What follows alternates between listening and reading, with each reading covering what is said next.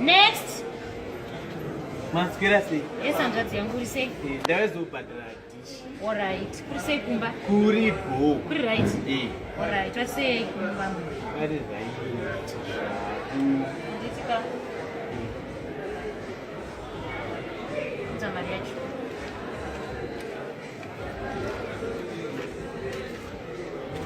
$10. Ndonzi ndibhadhare iyoyo.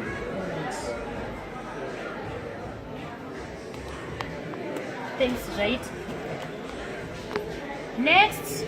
Aiwa, chimpa yangu dishi racho. Yeah? Ndipe yangu dishi racho.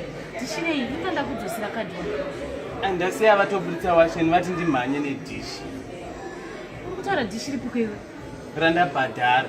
Aiwa, apo wabhadhara DSTV. Handikona apa kanzi DSTV. Ndo dishi rawabhadhara. Aiwa, inana kubhadhara TV ndanzi ndibhadhare dishi.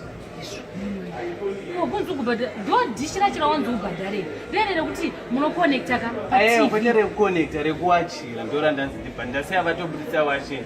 Ndanzi ndifrench tenga sei. Panapa hanzvadzi yangu hatitengese madhishi ekuwachira isu. Aiwa, chinzosire yangu mari yacho. Mari yei hatowabhadhira DSTV remumba kwenyu. Aiwa, kwete TV ndandibhadhara dishi vada kuwata nda kuenda naro ndikukumbirawo izvi. Nei Mwari zvauri muyedzo chaiko. Panapa asi watumwa kunotenga dhishi rekuwachira.